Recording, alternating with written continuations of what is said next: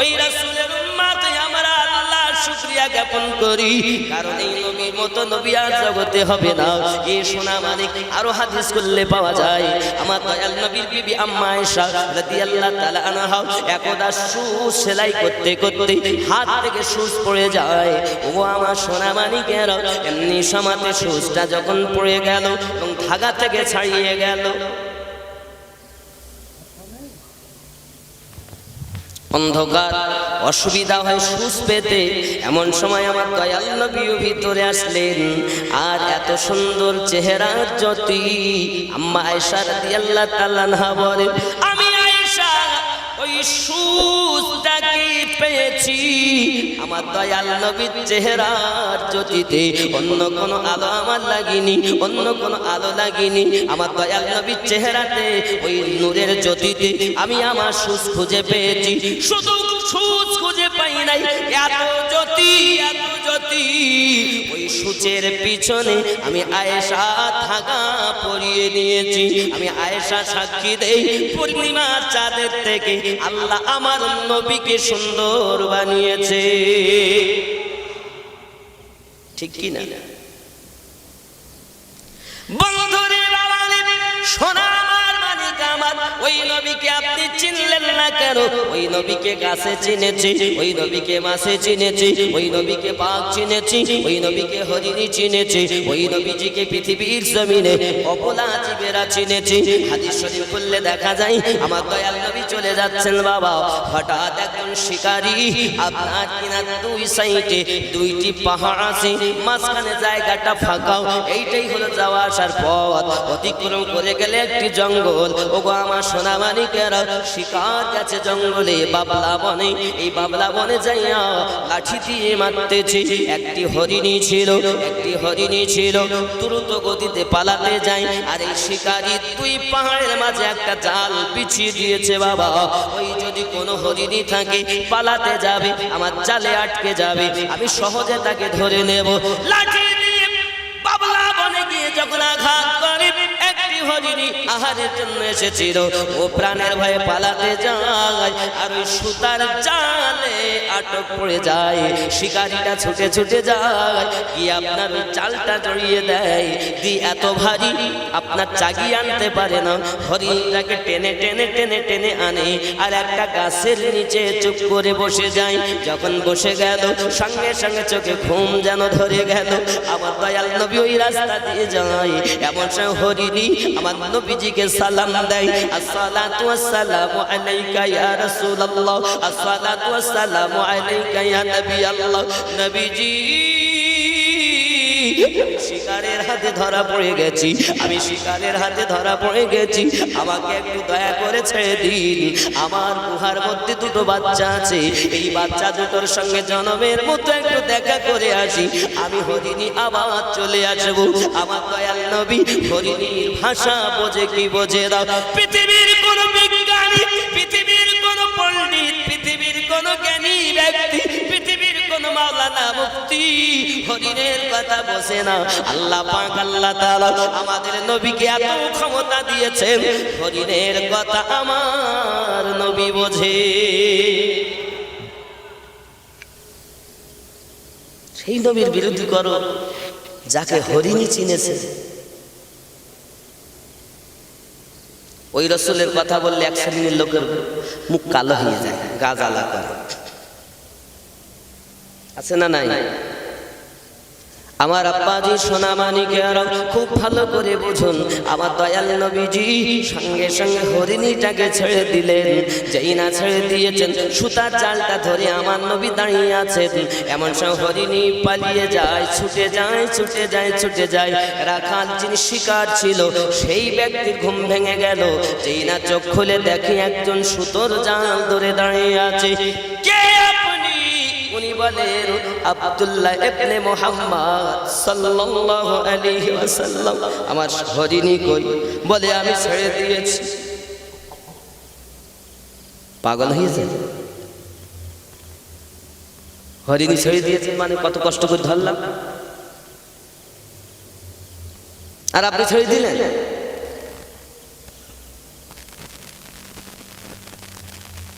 ওই হরিণী কি আর আসে আর ধরা যাবে? বলছে বাবু যত সময় না আসবে আমি তত সময় এখানে থাকবো, আমি আপনাকে নিয়ে করব, আমার দরকার হরিণী, আপনি ছেড়ে দিলেন তাকে। বলছে যত সময় না আসে আমি তত সময় তোমার কাছে আসামির মতো থাকবো, তুমি যা বলবে আমি তাই করবো। যদি না আসে আপনাকে ছাড়া হবে না, আমার বাড়ি গোলামি করতে হবে। তাই রাজি। কিন্তু উনি বলেছেন হরিণে আসবে। কে বলেছেন? দয়াল নবী। হরিণও ওয়াদা করে গেছে যে আসবে। আমার বন্ধু সোনা মানিকেরা, হরিণী কত সুন্দর নবীকে ভালোবাসে, ওয়াদা পালন করে। আর আমরা নবীকে ভালোবাসি কিন্তু ওয়াদা পালন করি না। আমরা বলেছি আল্লাহ আমানতু বিল্লাহ, ঈমান আনলাম আপনার প্রতি, ওয়া মালাইকাতিহি আপনার ফেরেশতাদের প্রতি, ওয়া রাসূলি আপনার রাসূলের প্রতি, ওয়া কুতুবিহি আপনার কিতাবের প্রতি, সব বলে এসেছি। আসার পরে দেখা যায় এখন আমাদের ঈমান টিভি সিনেমার প্রতি, সিরিয়ালের প্রতি। এখানকার সবাই ভালো, এরা সিরিয়াল দেখে না। ওগো আমার মা খালা, শুনে নাও রাতের বেলা, জানো তোমরা সিরিয়াল দেখো না মা, ভালো করে বোঝো তাদের জীবনে না তাহাজ্জুদ কাজা হয়নি, আর এদের জীবনে সিরিয়াল কাজা হয়নি। বলে আজকে আবুল কাশেম সাহেবের জন্য, আব্দুল কাদের হুজুরের জন্য, আর আমিনুদ্দিন পাগলার জন্য, এই তিন পাগলার জন্য আমাদের আর সিরিয়াল দেখা হয়নি। এলাকায় লোক কুটুমের চাপ, জামাই মেয়ে বেবি খালাতো ভাই ফুফাতো ভাই কত কুটুম, এই আছে না? তাহলে আজ সিরিয়াল দেখবে কি? ও কোনো চিন্তা নাই ভাই, কালকে আমরা কাজা আদায় করে নেব খুনি, কারণ এক সিরিয়াল 3 বার করে দেখাবে দিনের বেলা। অনেক মা আছে রান্না করে সিরিয়াল চালু করে দেয়, এলজি টিভি লাগানো আছে চালু করে দিয়ে রান্না করে। ও গো মা, ওই খাবার তোমার সন্তান খাবে, ওই খাবার তোমার স্বামী খাবে, ওই খাবারকে বরকত হবে না।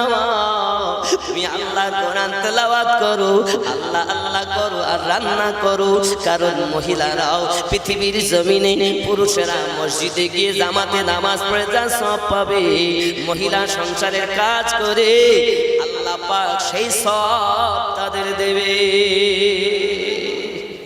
মহিলারা নামাজ পড়ে সওয়াব পাবে, অবশিষ্ট স্টার সব সংসারের কাজ করা, শরিয়াতে মুতাহারার উপরে কাজ করা। এ নয় সিরিয়াল চালু করে দেওয়া, এ নয় যে গালি দেওয়া, এ নয় যে বিপর্দায় থাকা। ওরে সোনা মানিক, এবার ভালো করে বোঝেন। একজন মা বলতেছে রাস্তায় দেই, মাঠে দেই, ঘাটে দেই, তুমি আমার আমি তোমার, তোমায় দেব না। কি তার নাম হলো ঘোমটা। ও রাস্তায় দেয়, বাজারে দেয়, ঘাটে দেয়, মাঠে দেয়, বাড়িতে দেয় না, কারণ তুমি আমার আমি তোমার, তোমায় দেব না। রাগ করছে? বন্ধুরে বাবারে সোনা মানিকেরা, হরিণী যত ক্ষমায় না আসি শিকার, ভাই তুমি আমায় তত সময় জামিন রেখে দাও। এইদিকে হরিণী যায় তার গুহায়, বাচ্চাগুলোকে ডাক দেয়, বাঁচারে বাঁচারে, ওই বাচ্চা জলদি করে বেরিয়ে আয়। গুহা থেকে বেরিয়ে এসেছি, বাচ্চা দুটো বলে মা কি ব্যাপার এমন করে কথা বলেন কেন? হরিণীটা বলে বাঁচারে, আজ আমি এক শিকারের জালে ফেসে গিয়েছিলাম, বরং ওই রাস্তা দিয়ে আমার দয়াল নবী যাচ্ছিলেন, আমি দয়াল নবীকে জামিন রাখিয়া তোমাদেরকে জনমের মতো দুধ পান করাতে এসেছি। বাচ্চা দুটি বলে মা আপনি আমার দয়াল নবীকে জামিন রেখেছেন, যে নবীর ওসিলাতে আল্লাহ তামাম দুনিয়া সৃষ্টি করেছেন। আসমান ওই নবীর নূরে, জমিন ওই নবীর নূরে, 18,000 মাখলুকাত ওই নবীর নূরে, আমরা জীবন পেয়েছি ওই নবীর ওসিলাতে। ও গো মা, তোমার দুধ যদি আমরা পান করি রে মা, মাটি আল্লাহ পাওয়া যাবে না। না মানা, আপনার মতো বিয়াদব মায়ের দুধ আমরা পান করব না, অবলা আমরা হতে পারি। আমরা ঘাস খেতে শিখিনি, পাতানাটা খেতে শিখিনি, আপনার স্তনের দুধ আমাদের খাবার। ও গো মা, না খেয়ে যদি মরে যাই তাও ভালো, আপনার দুধ খাবো না। জোরে বলো। সুন্নি মুসলমান গরিব হতে পারে, তবে সুন্নিরা বিয়াদব নয় বাবা। সুন্নিদের মধ্যে আদব আছে। জোরে বলুন। আর এক শ্রেণীর লোক আছে, এরা নামাজ বলো তো করে, রোজা বলো তো রাখে, যাকাত বলো তো দেয়, যেই সালাম কিয়াম হয়তো নেমে চলে যায়। আছে না? সুন্নিরা গরিব হতে পারে, সুন্নিরা বিয়াদব না। কথা বুঝতেছেন? রাগ করলেন? এগুলো বাস্তব হচ্ছে। আর নেট তো পাগলা করতেছে, নেট খুলি রাখার মতনই। মিলাদ করা যায় না, কিয়াম করা যায় না, দোয়া করা যায় না, এটা যায় না, ওটা যায় না। তারপরে কলেমাও পাশাপাশি লেখা যাবে না। মানে তারাও মৌলবি, আমরাও মৌলবি। সব মৌলবি এক না, সব কুকুর এক না, সব বিড়াল এক না, সব জুতো এক না। ঠিক সব মৌলবি এক না। আগে মৌলবি চিনতে হয়, তারপরে স্টেজে আনতে হয়। তুমি যদি আনো এজিদি মুসলমান, তাহলে তোমাকে ওই পথ দেখাবে, আলে বায়াত থেকে দূরে সরাবে। আর যদি আনো হুসাইনি মুসলমান, তাহলে রসুলে পাকের মহাব্বতের কথা বলবে, সাহাবীদের প্রেমের কথা বলবে, আমার রসুলে পাকের সম্মানের কথা বলবে। আর এজিদি হলেই শেষ। মুসলমানের কোয়ালিটি দুটো আগে জেনে নেন। এক নাম্বার খাঁটি মুসলমান হুসাইনি মুসলমান, দুই নাম্বার ডুপ্লিকেটি মুসলমান এজিদি মুসলমান। এজিদ কি ভালো মানুষ ছিল? দেখতে ভালো, এই লম্বা দাড়ি, এই লম্বা দাড়ি। অনেকে বলছে এজিদ রহমাতুল্লাহ আলাইহি, এলাকার নাউজুবিল্লাহ। এজিদ রহমাতুল্লাহ এটি পাগলা করতে হবে রহমাতুল্লাহ আলাইহি। আমি বলি ভাই তুই রহমাতুল্লাহ আলাইহি বলি, বলে কারবালার মধ্যে যত সব ঘটেছে এজিদ তার জন্য দায়ী না। আমি তোমার কথা অ্যাকসেপ্ট করলাম, কিন্তু যখন ইমামে হুসাইন রাদিয়াল্লাহু তাআলা নিজের গলা কাটিয়ে দিলেন, ওনার বেটা জয়নুল আবেদিন, ইমামে হুসাইনের বিবি, ওনার বোন, এদেরকে নাঙ্গা উটের পিঠে দামেস্কের মাটিতে, দামেস্কের বাসরার নগরে বাজারে বেপরদার মতো কে ঘুরিয়েছিল? যারা সন্তান কুরবানি দিয়েছে, ভাইপো কুরবানি দিয়েছে, বেটা কুরবানি দিয়েছে, বেপরদা হয়নি, তাদের পর্দাকে কে ছিন্ন করেছে? ওই এজিদ। তুমি তাকে বলতেছো রহমাতুল্লাহ আলাইহি?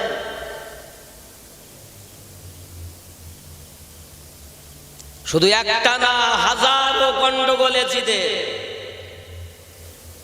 আমাকে একজন বলছে এজিদ জান্নাতে যাবে। আমি বলতেছি আল্লাহ, যে জান্নাতে এজিদ যাবে ওই জান্নাতে ওকে দিও, আর যে জান্নাতে হুসাইন যাবে ও জান্নাতে আমাদেরকে দিও।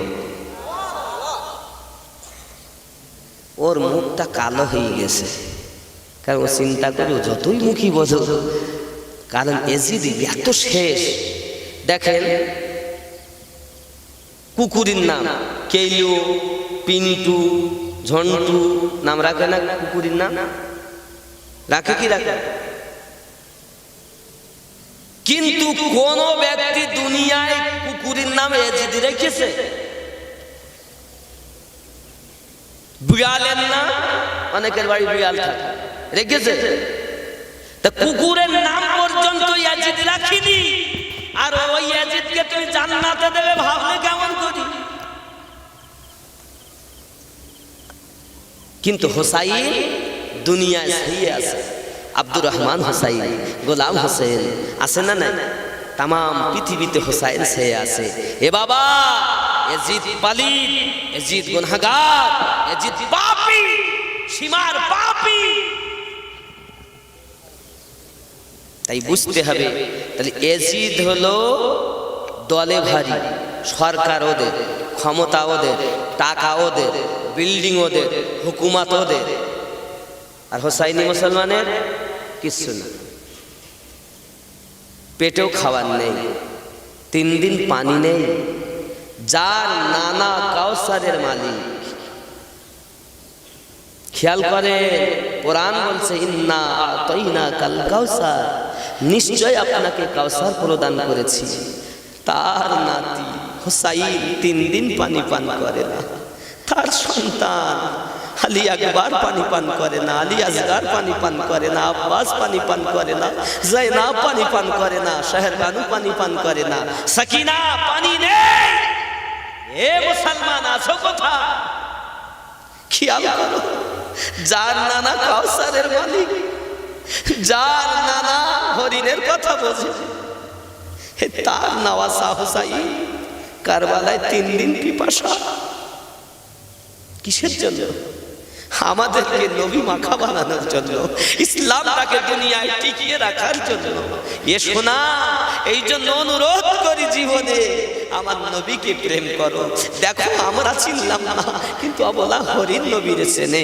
হরিণের বাচ্চা দুটো কয়, মা আপনার মতো বিয়াদব মায়ের দুধ খাবো না, আগে ক্ষমা হবে তারপরে দুধ খাবো। জোরে বলো। বাচ্চা দুটো আগে আগে যায়, হরিণী পিছনে পিছনে যায়। আমার নবী পাক সাল্লাল্লাহু আলাইহি ওয়াসাল্লামের কাছে আপনা কিনা টুকটুক করে চলে যাচ্ছে। আমার নবী হরিণী দেখে হরিণ সালাম দেয়, আসসালাতু ওয়াসসালামু আলাইকা ইয়া রাসূলুল্লাহ। আব্বা আমার সোনা মানিক, সঙ্গে সঙ্গে আমার দয়াল নবী বলেন, শিকার। ওগো ভাইজান, তুমি বলছিলে হরিণ আসবে না, দেখো এসেছে। এখন তুমি একটা ধরেছিলে, এখন 3টে এসেছে, যেটা ইচ্ছা নিয়ে নাও। শিকারী বলে, নবীজি গো, চিনতে পারিনি, আমাকে মাফ করে দিন, আমাকে ক্ষমা করে দিন, কলেমা পড়ায়া আপন বানাইয়া না। চিনতে পারিনি নবী, আপনার কথাতে পানের পটু হরিণ ফিরে আসে। এ সোনা মানিকের শিকার দেখতেছে, আমার নবী পাকের কদমে বাচ্চা দুটো মুখ ঠেকিয়েছে। ওগো দয়াল নবী গো, আপনি আমার মাকে মাফ করে দিন, আপনি আমার মাকে ক্ষমা করে দিন। যত সময় ক্ষমা না করবেন নবী গো, আমরা কিছু পান করব না, মায়ের দুধ খাবো না, আমরা মরে যেতে রাজি, তবে বিয়াদব মায়ের দুধ খেতে রাজি নাও। দয়াল নবী আপনাকে জামিনে রেখে গেছে, এটা আমার মা বড় অপরাধ করেছে। আমরা পরের পশু হতে পারি, কিন্তু আমরা বিয়াদব না গো নবী, আপনি আমারে মাফ করে দিন, আমার আম্মাকে মাফ করে দিন। দয়াল নবী বলে, হরিণী কাঁদিস না, মুখ তুলে নে, আমি দয়াল নবী মাফ করে দিলাম। সেই নবী আমাদের, সেই নবী আমাদের। আমার নবীর কথা শুধু হরিণী শোনেনি বাবা, আমার দয়াল নবীকে মাছি, মৌমাছি, মধুমাছিরাও চেনে। আরো জোরে বলুন সুবহানাল্লাহ। চেনে না? হাদিস শরীফ খুলে দেখুন, একদা আমার দয়াল নবী শুকনো রুটি নিয়েছেন, সাহাবাই কেরামেরাও রুটি নিয়েছেন। রুটি খাবেন পানি দিয়ে ভিজিয়ে ভিজিয়ে, খোদা এমন সময় কানের কাছে একটা মধুমাছি এসে গুনগুন গুনগুন করে। আমার দয়াল নবী সাহাবাই কেরামদেরকে বলেন, আপনারা বোঝেননি মধুমাছি কি বলতে চায়? না ইয়া রাসূলুল্লাহ, আল্লাহ এবং আল্লাহ রাসূল ভালো জানেন। নবী আমার বলেন, সাহাবী রাসূল, এই মধুমাছিটা আমার কানের কাছে বলতে চাই, দরদি নবী গো, আপনি শুকনো রুটি যেন পানি দিয়ে ভিজিয়ে খাবেন না। আপনার সাহাবীদেরকে আমার জঙ্গলে একটা চাক আছে, ওই চাকে পাঠিয়ে দেন, চাক থেকে কিছু মধু ভেঙে আনুক, আর মধু দিয়ে রুটি খান। নবী গো, আমি বরং জঙ্গলের মধুমাছি, কিন্তু আপনার কষ্ট, আপনার দুঃখ আমি হরি, আমি মধুমাছি সইতে পারি না গো নবী, একবার পাঠাইয়া দেয়, আর আমার চাক থেকে মধু ভেঙে নিয়ে আসতে বলুন। আরো জোরে বলুন সুবহানাল্লাহ। একটা কবুতর নবী চিনেছে, মাকড়সা নবী চিনেছে। বাবা তুমি কেন চেনো না? দেখো আমার নবী যখন মক্কা থেকে মদিনায় হিজরত করে, যখন গারে সুরে আমার নবী আশ্রয় নিয়েছেন, তখন সঙ্গে সঙ্গে আব্বা আমার সোনা মানিকেরাও সঙ্গে সঙ্গে একটা মাকড়সা এসে জাল বুনে দিয়েছে। বাবা কবুতর গিয়ে ডিম পেড়ে দিয়েছে। কবুতর নবী চিনেছে, বাবা মাকড়সা নবী চিনেছে। হে সোনা মানিকেরাও, তুমি নবীর উম্মত হয়ে কেন নবী চেনো না? অবলা জীব নবী চিনেছে। আব্বা আমার সোনা মানিকেরাও, দেখেন দেখেন দেখেন, বাবা আমার জীবের ভিতরও সুন্নি আছে, ওয়াহাবি আছে। মানুষের ভিতরও সুন্নি আছে, ওয়াহাবি আছে। মানুষের ভিতরও এজিদি আছে, হোসাইনি আছে। জীবের ভিতরও তাই আছে। যদি বলেন হুজুর কেমন করি, এ বাবাজি তাহলে আরো একটু আপনারা ভিতরে চলুন। আল্লাহর নবী ইব্রাহিম খলিলুল্লাহকে নমরুদ যখন আগুনে ফেলে, বাপ দাও দাও করে আগুন জ্বলতেছে, হঠাৎ দূর থেকে গিরগিটি যায় আর কাঠে, আচ্ছা কাঠে ফু দিলে আগুন কম হয় না বেশি হয়? ও বলো নিকটে যেতে পারতে না, গিরগিটি নিকটে যেতে পারতে না, দূরে থেকে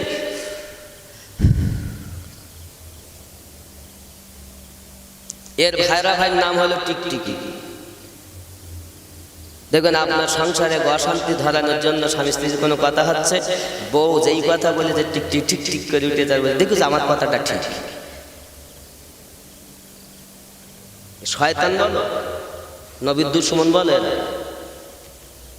দুশমনের কথা ঠিক বলতেছেন, সংসারে অশান্তি ছড়াবে না।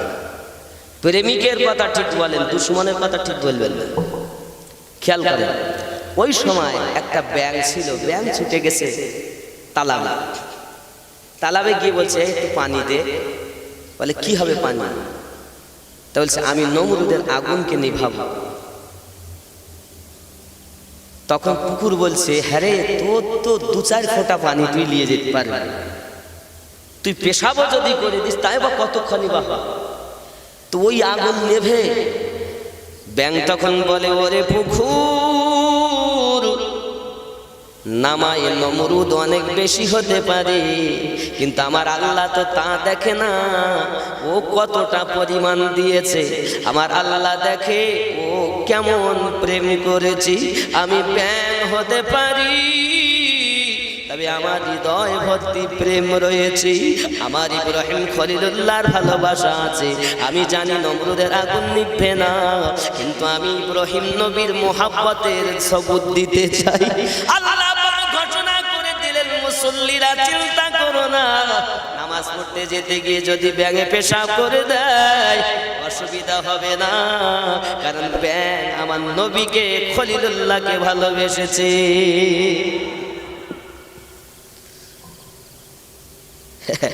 আরো একটু বলি,